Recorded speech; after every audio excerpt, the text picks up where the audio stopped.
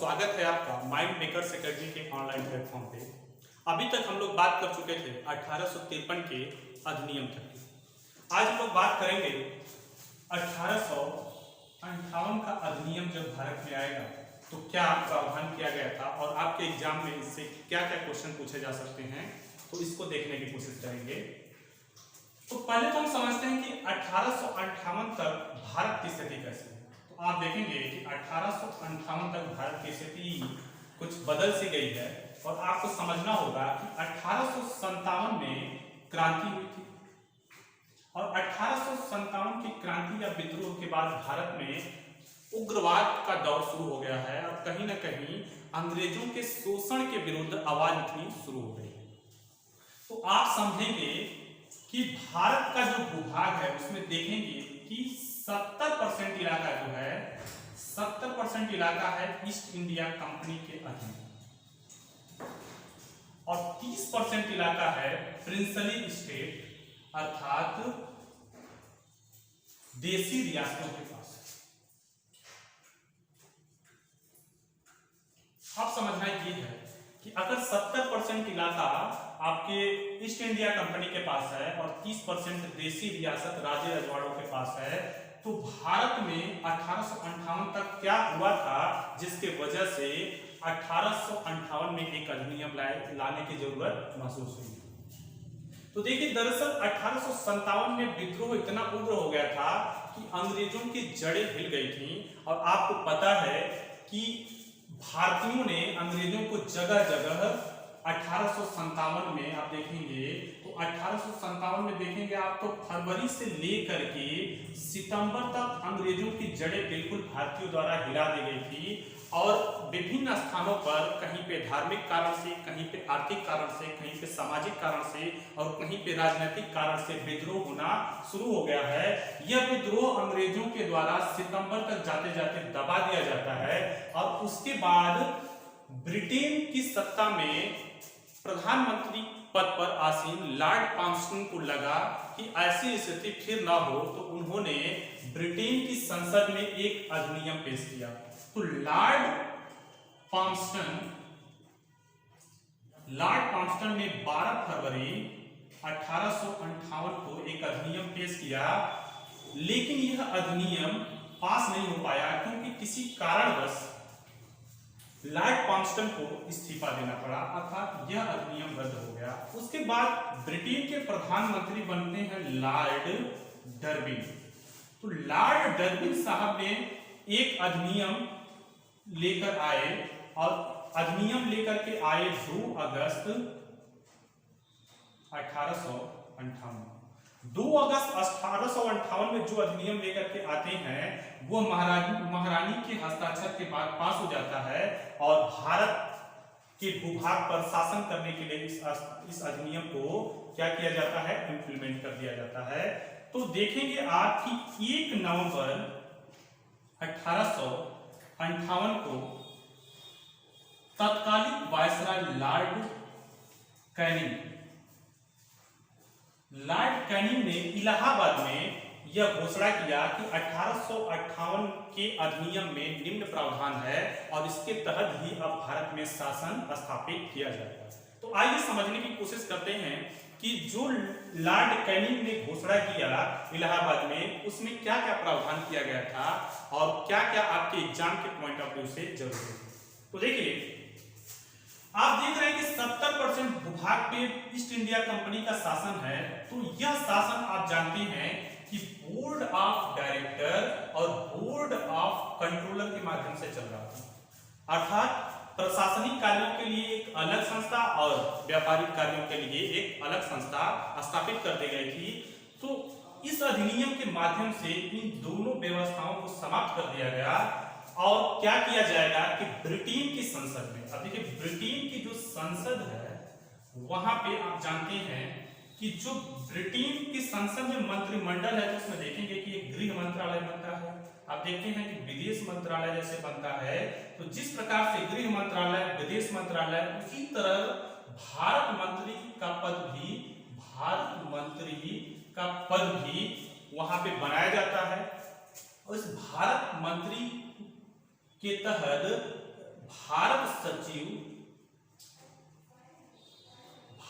सचिव नामक एक पद का सृजन होता है और यह भारत सचिव प्रशासनिक व्यवस्था को 15 सदस्यों की एक परिषद को बना करके क्या करते हैं, सुचारू रूप से संचालित करते हैं। तो 15 सदस्यों की मदद से भारत सचिव क्या करते हैं, यह एक प्रशासनिक इकाई को स्थापित करने की कोशिश करते हैं। तो ये जो भारत सचिव है दरअसल ब्रिटेन की संसद के ही क्या है, एक सदस्य हैं। तो कहीं ना कहीं ये किसके प्रति जिम्मेदार होंगे, ब्रिटेन की संसद के प्रति।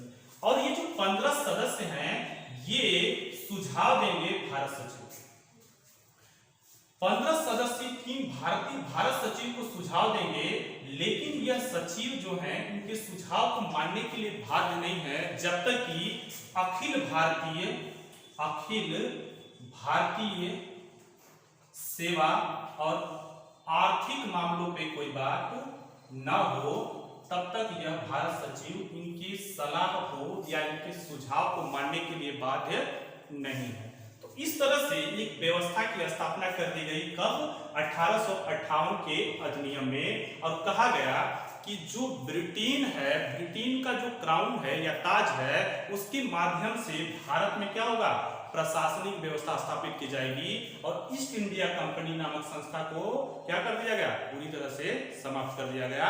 तो अब कहने का मतलब क्या है कि भारत का जो भूभाग है या भारत की जो प्रशासनिक है डायरेक्ट ब्रिटिश क्राउन के माध्यम से चलेगा और इसी को बोला गया ताज का शासन।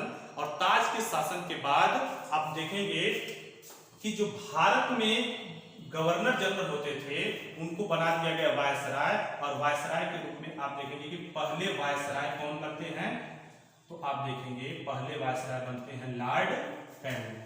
और इस तरह पूरे भारत के लिए एक वायसराय की व्यवस्था कर दी जाएगी और धीरे धीरे प्रशासनिक व्यवस्था अंग्रेजों के द्वारा अपने हाथों में लेने की प्रक्रिया शुरू हो जाएगी और ब्रिटेन की संसद के द्वारा अब पूरे भूभाग को कंट्रोल करना शुरू कर दिया जाएगा।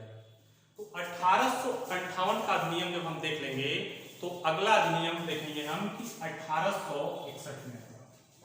और 1861 का जो अधिनियम होगा यह कहीं ना कहीं भारतीय इतिहास का जो बैकग्राउंड है या कह सकते हैं कि अब तक जो भारतीय इतिहास को पढ़े हैं आप और जिसमें देखेंगे कि कहीं ना कहीं संविधान का एक झलक दिख रहा है आपको। तो 1861 के अधिनियम में आप देखेंगे कि वास्तविक रूप से संविधान निर्माण की झलक दिख जाएगी। तो कैसे देखेंगे, देखिएगा आप कि आप देखेंगे कि 1861 में क्या किया गया कि जो विधायी परिषद है और जो कार्यकारी परिषद है अर्थात लेजिस्लेटिव और एग्जीक्यूटिव में देखेंगे इसके माध्यम से प्रशासनिक व्यवस्था स्थापित की जा रही थी। तो देखेंगे कि विधायी परिषद में भारतीयों को शामिल किया जाएगा, अर्थात भारतीयों को शामिल किया जाएगा। जब भी कोई कानून या कोई भी विधि का निर्माण किया जाएगा तो भारतीयों को शामिल किया जाना शुरू हुआ और इन भारतीयों को शामिल करने के लिए नॉमिनेट किया जाता था, अर्थात नामित किया जाना शुरू कर दिया। इस तरह से भारतीयों को यह अवसर प्रदान किया गया कि संविधान निर्माण के लिए जो प्रक्रिया शुरू हो रही है अभी से, उसमें भारतीयों की भागीदारी क्या होगी, बढ़ जाएगी। तो भारतीयों की भागीदारी बढ़ जाती है और उसके बाद फिर क्या करते हैं इस अधिनियम में कि जो विभागीकरण की शुरुआत कर देते हैं, अर्थात गृह मंत्रालय, वित्त मंत्रालय, इस तरह का जो विभाग आज आपको देखने को मिलता है वो 1861 के अधिनियम के तहत ही देखने को मिलता है। अर्थात इसकी शुरुआत जो हुई थी 1861 के अधिनियम के तहत ही हुआ था। आप देखेंगे कि भारत में जो मद्रास वाला क्षेत्र है, बंबई वाला क्षेत्र है, यह बंगाल के अधीन हो चुका है, लेकिन इस अधिनियम के तहत बंबई और मद्रास को भी विधि बनाने का अधिकार दे दिया गया। और विधि बनाने के अधिकार देने से शुरू होता है भारत में विकेंद्रीकरण की व्यवस्था। तो आपसे क्वेश्चन पूछेगा कि भारत में विकेंद्रीकरण की व्यवस्था कब शुरू हुई, तो 1861 के अधिनियम के तहत। 1861 का अधिनियम जब खत्म हो जाता है तो आपको देखना होगा कि 1892 में जो अधिनियम आता है उसमें क्या व्यवस्था है। तो देखिए 1892 में जो अधिनियम आएगा, 1892 में जो अधिनियम आएगा उसमें जो मुख्य व्यवस्था होगी वो क्या होगी कि बजट पर बहस करने का अधिकार भारतीयों को दे दिया जाएगा और प्रश्न पूछने का अधिकार भी भारतीयों को दे दिया जाएगा। तो प्रश्न पूछ सकते हैं, बहस कर सकते हैं बजट पर, लेकिन मत नहीं दे सकते और अनुपूरक बजट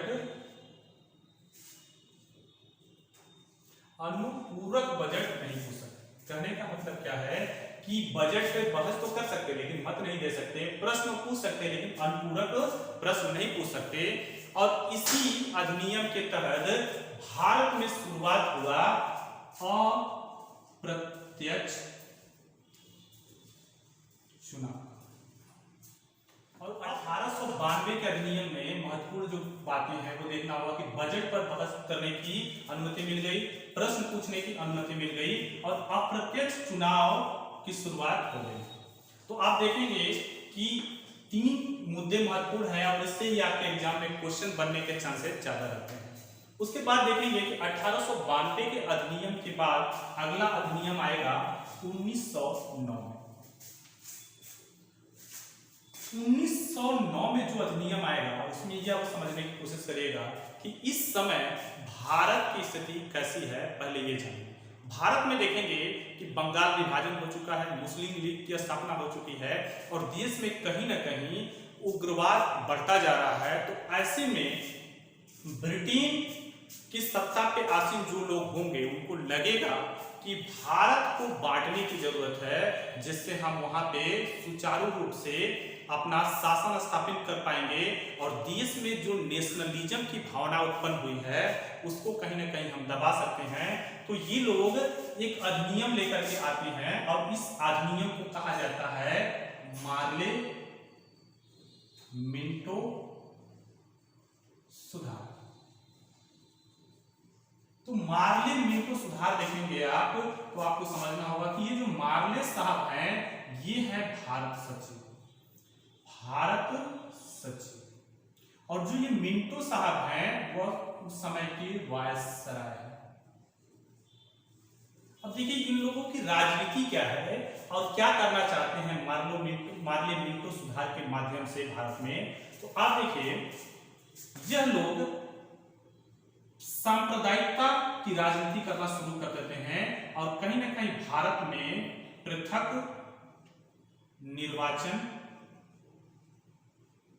निर्वाचन के माध्यम से भारत में एक सांप्रदायिक राजनीति को हवा देते हैं, जिसके लिए मिंटो साहब मार्ले को एक लेटर लिखते हैं और कहते हैं कि जो बीज हम बो रहे हैं उसका परिणाम बहुत भयानक होगा और हुआ भी बाद में यही। देखिए होता क्या है कि पृथक निर्वाचन सिस्टम के माध्यम से ये लोग क्या व्यवस्था करते हैं। तो आप समझिएगा, अगर ये मान लीजिए भारत है, अगर भारत में किसी इलाके में 80% जनसंख्या हिंदू हो, तो 80% जनसंख्या हिंदू हो तो इसका मतलब 20% जनसंख्या मुस्लिम है। तो ऐसे क्षेत्र में देखेंगे तो मेजॉरिटी किसकी है, तो आप देखेंगे कि हिंदू मेजॉरिटी है और क्या कह सकते हैं हिंदू बाहुल्य इलाका। जहां हिंदू बाहुल्य इलाका होगा वहां चुनाव जब होगा तो जो कैंडिडेट होगा या जो उम्मीदवार होगा वो उम्मीदवार हिंदू या मुस्लिम कोई भी हो सकता है। जो वोटर होगा वो हिंदू या मुस्लिम कोई भी हो सकता है। लेकिन जब ये लोग पृथक निर्वाचन को इंट्रोड्यूस करते हैं तो उसमें जो उम्मीदवार मान लीजिए देखेंगे आप, तो आपको ये समझना होगा कि ये तो व्यवस्था ऐसी है। वैसे देखते थे कि भारत में कहीं ऐसी स्थिति होगी जहां पे मुस्लिम 80% होंगे और हिंदू जो है 20% होंगे। ऐसे में इसको कहा जाएगा कि ये मुस्लिम बाहुल्य इलाका है। तो मुस्लिम बाहुल इलाके में क्या किए कि उम्मीदवार मुस्लिम होगा और देखेंगे कि वोटर जो होगा वो भी कौन होगा, मुस्लिम होगा। अर्थात अगर मुस्लिम उम्मीदवार है तो वोट भी कौन देगा, मुस्लिम। वो कहां पे, जहां पे मुस्लिम बाहुल इलाका होगा वहां पे इस तरह की व्यवस्था इन लोगों ने इंट्रोड्यूस कर दिया। तो कहने का मतलब क्या है कि पृथक निर्वाचन के माध्यम से भारत में सांप्रदायिकता की राजनीति शुरू कर देते हैं मार्लिन मिंटो के सुधार के माध्यम से। तो मार्लिन मिंटो अधिनियम के माध्यम से यह राजनीति शुरू हो जाती है और इस तरह से एक व्यवस्था इन लोगों ने शुरू कर दी। इसके अलावा आप देखेंगे कि इस अधिनियम में इन लोगों ने एक व्यवस्था किया कि जो परिषद है इसके आकार को इन लोगों ने क्या किया, परिषद के आकार को बढ़ा दिया और परिषद में भारतीयों को शामिल करना शुरू कर देते हैं। तो देखेंगे कि एक तरफ तो है विधायी संस्था और एक तरफ है देखेंगे कार्यकारी संस्था। तो देखेंगे विधायी संस्था में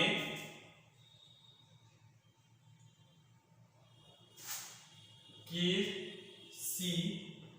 गुप्ता और सैयद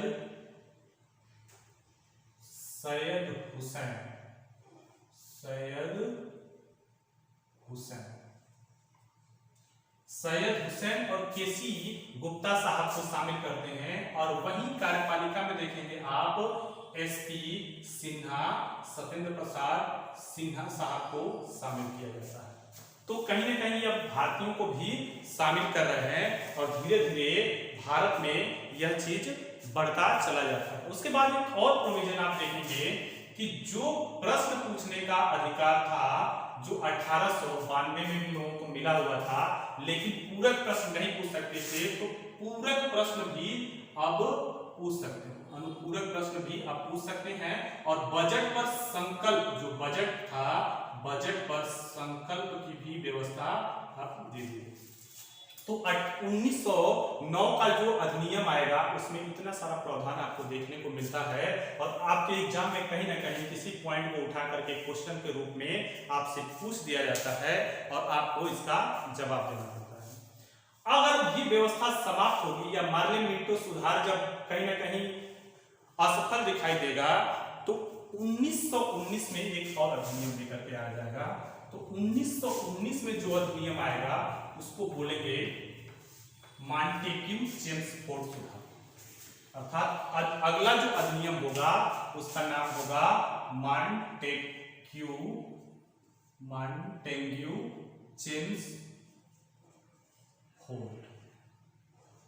चेम्सफोर्ड रिफॉर्म या मॉन्टेग्यू चेम्सफोर्ड सुधार। यह आता है 1919 में। देखिए इसमें महत्वपूर्ण प्रावधान क्या किया जाता है कि जो प्रांतीय स्वायत्तता है, प्रांतीय स्वायत्तता मतलब जो प्रोविंस ऑटोनोमस है उसको क्या किया जाएगा, बढ़ा दिया जाएगा और दो लिस्ट बनाया जाएगा। इसमें लिस्ट बनेगा, एक तो लिस्ट बनेगा यूनियन लिस्ट और एक बनेगा स्टेट लिस्ट। तो यूनियन लिस्ट को कहीं ना कहीं कम किया जाएगा और स्टेट लिस्ट को बढ़ा दिया जाएगा और दो सब्जेक्ट बनेंगे आपको देखने को मिलेगा, एक आरक्षित विषय और एक मिलेगा हस्तांतरण। आरक्षित विषय पे जो कानून बनेगा वो गवर्नर के द्वारा बनेगा और हस्तांतरित विषय पे जो कानून बनेगा वो भारत मंत्री के माध्यम से बनेगा। तो कहने का मतलब क्या है कि ये चीजें गवर्नर के लिए रिजर्व और ये चीजें हस्तांतरित होंगी। तो इसमें कुछ मुख्य मुद्दे होंगे जिसपे सिर्फ गवर्नर कानून बना सकता है और इस पे भारत मंत्री कानून बना सकता है। इस तरह से देखेंगे कि कहीं ना कहीं मॉन्टेग्यू चेम्सफोर्ड सुधार के माध्यम से प्रांतों को स्वायत्तता देने की बात कही जा रही है। और अगला जब अधिनियम आएगा तो 1935 में आएगा। 1935 के अधिनियम के माध्यम से देखेंगे कि भारत में जो संविधान का विकास है वो कहीं ना कहीं आधा से भी ज्यादा पूरा हो चुका है, इसीलिए उसको मिनी कॉन्स्टिट्यूशन ऑफ इंडिया की संज्ञा दी जाएगी। तो अगले क्लास में जब हम लोग पढ़ेंगे तो 1935 का अधिनियम पढ़ेंगे और पूरा डिटेल में उसको पढ़ेंगे। और उसके बाद क्या होगा कि भारतीय संविधान की विकास का जो इतिहास है वो कंप्लीट हो जाएगा और आपका नोट्स भी कंप्लीट हो जाएगा। और उम्मीद करते हैं कि कोई बुक्स आप पढ़ रहे होंगे और पढ़ करके अपना नोट्स कंप्लीट कर रहे होंगे। तो आज के क्लास के लिए इतना ही। अगले क्लास में जब हम आपसे मिलेंगे तो अगले अधिनियम पे बात करेंगे। धन्यवाद।